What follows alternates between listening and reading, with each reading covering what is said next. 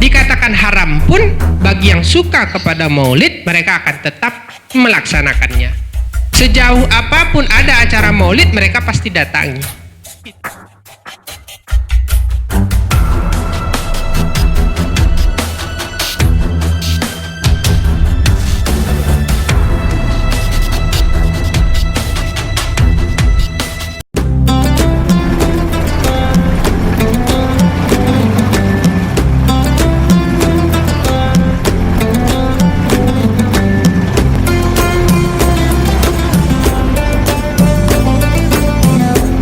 Baik, pertanyaan berikutnya.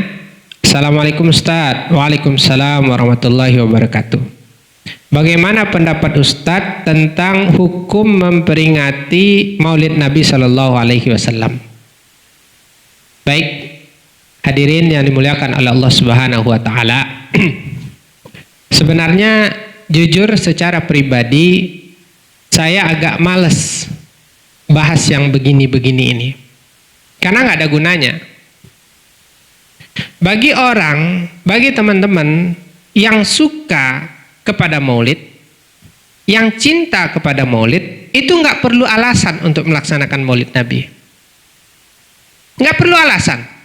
Karena bagi mereka, mengadakan acara maulid Nabi, itu merupakan bagian dari tanda dan bukti cinta. Itu kan sudah masalah perasaan. Dilarang pun, dikatakan haram pun, mereka tetap akan melaksanakannya. Sama seperti kita mencintai seseorang, mencintai anak kita umpama. Kalau kita mencintai anak kita, tentu di hari kelahirannya atau di bulan kelahirannya, kita akan memberikan sesuatu yang istimewa kepadanya. Karena bagi kita itu merupakan bukti cinta. Karena kita mencintai dia. Maka biasanya kalau kita cinta kepada anak kita, kita akan panggil teman-temannya, datang ke rumah, rayain ulang tahun dia. Kita buat bingkisan, kita buat makanan, kita bagi kepada tetangga-tetangga kita. Kita bilang, anak saya lagi ulang tahun, hari ini saya sangat berbahagia, bulan ini anak saya ulang tahun, kita bagi-bagi. Bagi mereka itu bukti cinta, nggak bisa dilarang. Jadi kalau sudah masalah rasa, dikatakan haram pun, bagi yang suka kepada maulid, mereka akan tetap melaksanakannya. Sejauh apapun ada acara maulid, mereka pasti datangi. Itu bagi yang suka, bagi yang cinta. Tetapi bagi yang anti kepada maulid, sebanyak apapun kita berikan dalil kepada mereka, itu nggak ada gunanya buat mereka. Karena kalau kata mereka sudah bid'ah, haram, udah selesai masalah. Mereka nggak mau. Nah karena itu, nggak ada gunanya. Bagi yang suka kepada maulid, ya oke silakan. Bagi yang nggak suka, ya mau gimana lagi. Cuman kita harus bijak di sini. Bagi yang suka kepada maulid, laksanakan. Tapi jangan caci, jangan benci yang anti kepada maulid. Begitu juga sebaliknya. Yang anti, yang gak suka kepada maulid Nabi karena menganggap itu bagian dari bid'ah, ya sudah. Tapi jangan benci, jangan haramkan, jangan mencaci maki orang yang melaksanakan maulid Nabi Shallallahu Alaihi Wasallam.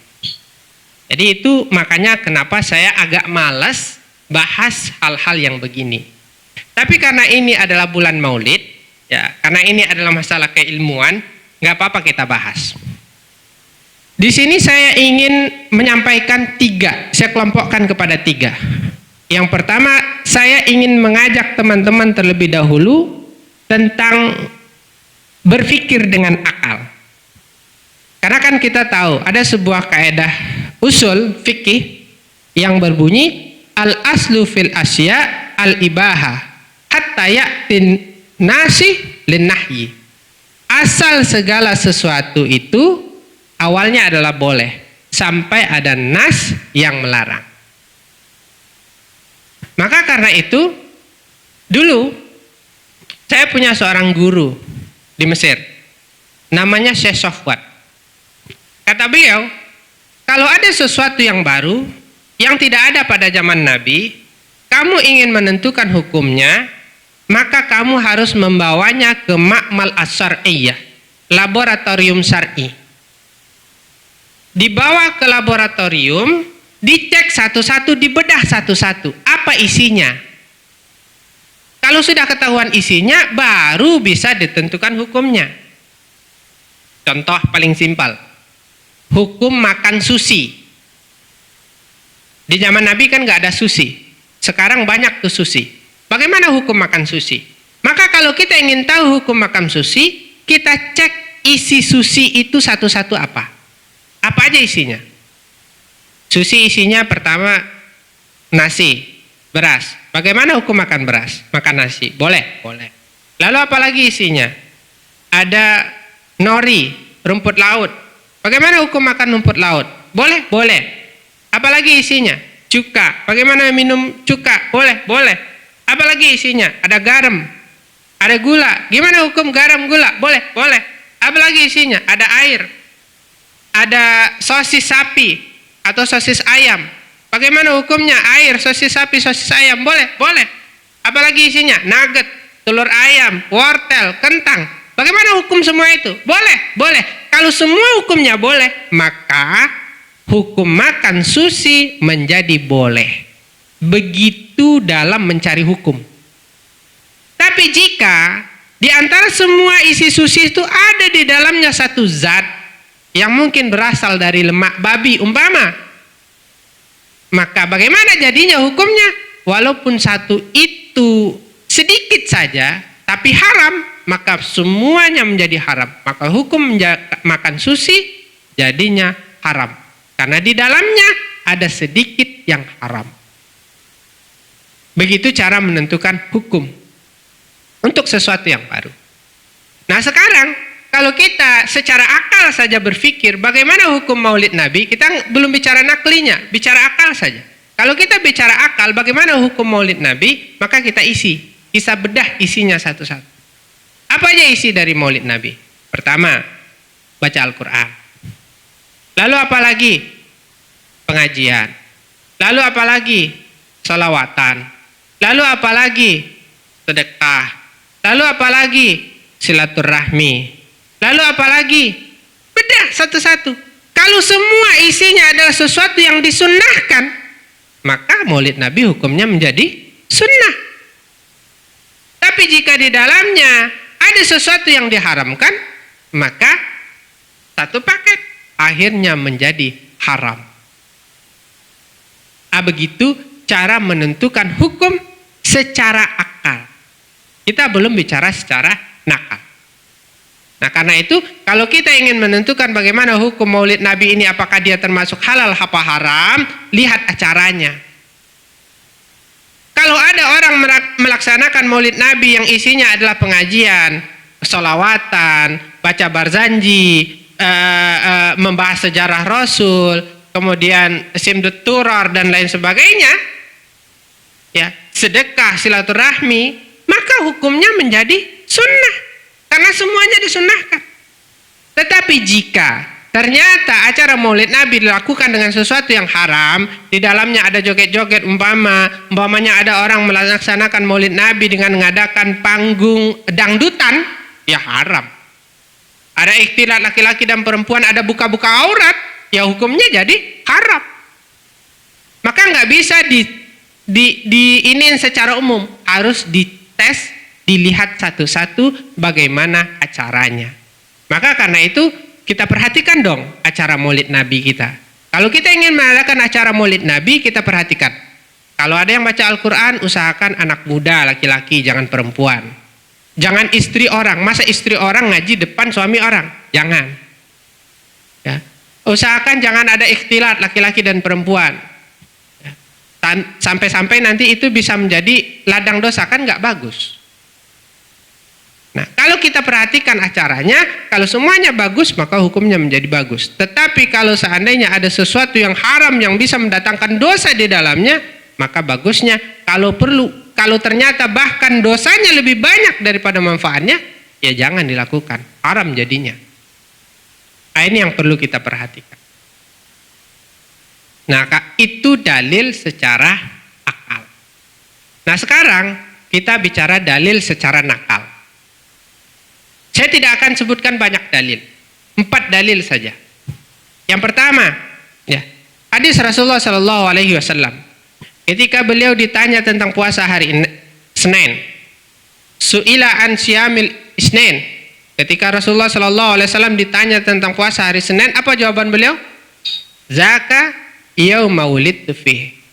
Itu adalah hari kelahiranku. Artinya, baginda Nabi Shallallahu Alaihi Wasallam itu nggak sekali setahun, tetapi sekali seminggu melaksanakan maulidnya. Dengan apa? Dengan puasa. Jadi karena itu kalau kita ingin, ya setidaknya kalau kita mau nih sekali seminggu puasa Senin. Tujuannya apa? Maulid Nabi, memperingati hari kelahiran Nabi Shallallahu Alaihi Wasallam. Itu kalau kita bisa sekali seminggu. Kalau tidak, minimal sekali setahun. Apa yang kita bahas dalam sekali setahun? Mengulang-ulang kembali sejarah baginda Rasulullah, perjuangan Rasulullah, bagaimana Rasulullah menunjukkan jalan kebaikan kepada kita. Minimal sekali setahun. Itu dalil yang pertama. Hadis, ya, ketika Rasulullah ditanya tentang puasa hari Senin. Artinya Rasulullah sendiri memperingati hari kelahirannya. Dalil yang kedua, sebuah kisah. Kisah sangat populer. Ada dalam Sahih Bukhari, ada dalam Fathul Bari. Di mana Sayyidina Abbas, paman baginda Rasulullah Shallallahu Alaihi Wasallam, itu pernah bermimpi dengan saudaranya Abu Lahab. Ketika itu Sayyidina Abbas bertanya kepada Abu Lahab, apa yang terjadi denganmu di sana, di akhirat? Apa kata Abu Lahab? Aku di sini disiksa, ya. Aku di sini menderita, tetapi setiap hari Senin aku mendapatkan keringanan. Kata Imam Hafiz Ibnu Hajar Al-Asqalani, beliau mengatakan bahwa Abu Lahab mendapatkan keringanan pada hari Senin itu karena beliau bergembira dengan kelahiran Nabi Shallallahu Alaihi Wasallam. Jadi memang dulu ketika Nabi lahir, jadi Abu Lahab itu punya seorang budak namanya Suwaibah. Suwaibah ini belum Rasulullah lahir, ya. Suwaibah ini disuruh oleh Abu Lahab untuk menjaga Siti Aminah, ibu baginda Rasulullah. Apapun keperluan Aminah, kamu yang iniin Suwaibah, kamu yang siapin. Begitu sayangnya Abu Lahab kepada ibu dari Rasulullah. Lebih sayang sebenarnya kepada keponakannya. Sangat bangga dia dengan keponakannya. Jadi dia itu ingin sangat saking sayangnya kepada keponakannya, dia suruhlah Suwaibah budaknya untuk menjaga ibu dari Rasulullah. Sampai ketika ibu dari Rasulullah Siti Aminah itu melahirkan, apa yang dilakukan oleh Suwaibah? Beliau berlari kepada tuannya bilang, wahai tuanku, wahai baginda, keponakanmu telah lahir. Sangat senang sekali Abu Lahab, sangat senang, sangat senang. Saking senangnya beliau memerdekakan budaknya Suwaibah. Ingat, karena senangnya saja dengan kelahiran baginda Rasulullah SAW, beliau mendapatkan keringanan azab di akhirat. Orang yang jelas-jelas sudah masuk dalam api neraka sebagaimana yang dikatakan dalam surat Tabbat Yada. Nah, kalau kita berpikir Abu Lahab saja yang kafir, yang sudah jelas-jelas masuk neraka, senang dengan kelahiran baginda Rasulullah SAW saja, itu beliau mendapatkan keringanan azab. Itu dalil yang ketiga, firman Allah Subhanahu wa taala di dalam surat Yunus, "Qul bi fadlillahi wa bi rahmatihi fabidzalika falyafrahu." Katakanlah, hai Muhammad, dengan karunia Allah dan rahmatnya hendaklah mereka bergembira ria. Kata Syekh Ali As-Sabuni menjelaskan tafsir dari surat Yunus ini, apa kata beliau? Yang disebut dengan fadlillah dan rahmah di situ itu adalah Rasulullah. Jadi makna dari fadlillah, karunia Allah, dan rahmah di situ adalah Rasulullah. Maka beliau mengatakan ayat ini kayaknya itu bercerita tentang kelahiran Rasulullah. Maka dikatakanlah wa ma arsalnaka illa rahmatan lil alamin. Jadi rahmat di situ ya Rasulullah. Artinya dengan karunia Allah, dengan Rasulullah, dengan lahirnya Rasulullah, walyafrahu, bergembiralah. Inilah dalil yang dipakai oleh teman-teman yang suka kepada Maulid, yang senang kepada Maulid, bahwa ayat ini memang menyuruh kita untuk bergembira dengan kelahiran baginda Rasulullah Sallallahu Alaihi Wasallam. Itu dalil yang ketiga, firman Allah.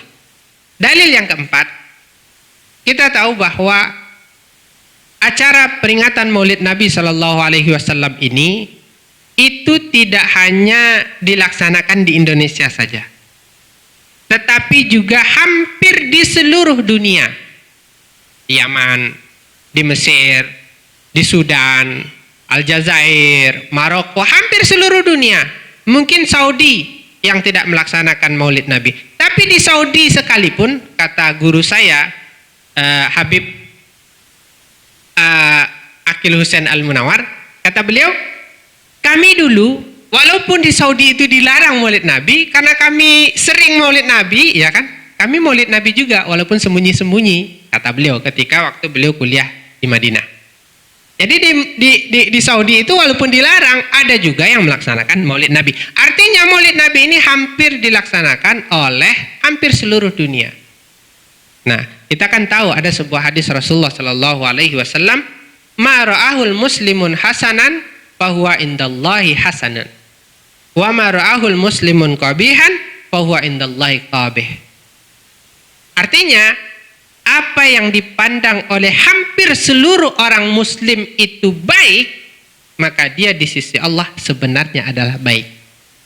Dan apa yang dianggap oleh seluruh muslim itu jelek, maka dia di sisi Allah jelek. Nah sekarang, semua muslim melaksanakan, hampir semua negara muslim melaksanakan Maulid Nabi. Tiba-tiba kita katakan haram, kan nggak mungkin. Nah, 4 dalil ini saja itu sudah cukup.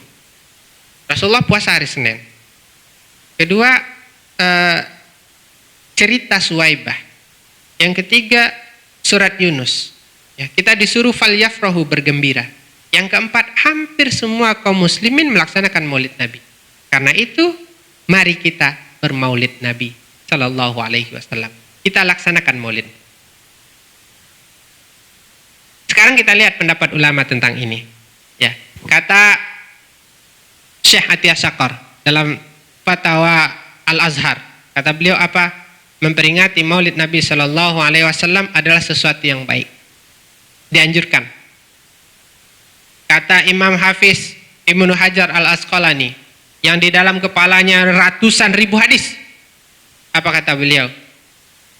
Memperingati Maulid Nabi Sallallahu Alaihi Wasallam memang sesuatu yang bid'ah, tapi bid'ah hasanah yang di dalamnya banyak kebaikan-kebaikan, maka lestarikan. Kata Ibnu Taimiyah, tidak mengapa, bahkan dianjurkan melaksanakan peringatan Maulid Nabi Sallallahu Alaihi Wasallam. Kata Syekh Muhammad Alawi Al-Maliki, kata beliau, memperingati Maulid Nabi Sallallahu Alaihi Wasallam dengan melaksanakannya dengan memperbanyak salawat, dengan memperbanyak kajian, dengan memperbanyak banyak Al-Quran, dengan memperbanyak sedekah, dengan makan-makan dan lain sebagainya, kata beliau adalah sesuatu yang baik dan dianjurkan. Kata Syekh Yusuf Al-Qardawi, kata beliau, memperingati Maulid Nabi Sallallahu Alaihi Wasallam di saat yang hari-hari ini begitu banyak generasi kita yang jauh dari Rasulullah, yang tidak mengerti dengan kehidupan Rasulullah, maka melaksanakan Maulid Nabi Sallallahu Alaihi Wasallam adalah sesuatu yang dianjurkan.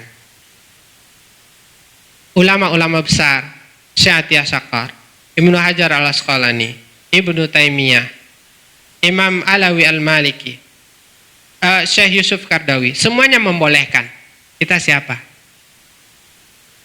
Kita nggak ada bandingannya dengan mereka. Hafal Arba'in Nawawi saja tidak. Ya, kita siapa? Mereka itu ulama-ulama hadis. Mereka itu hafal-hafal Al-Quran. Ya, kita mau melawan pendapat mereka. Apalagi orang-orang yang baru belajar agama tiba-tiba mengharamkan, membid'ahkan Maulid Nabi Shallallahu Alaihi Wasallam. Hadirin yang dimuliakan oleh Allah Subhanahu Wa Taala.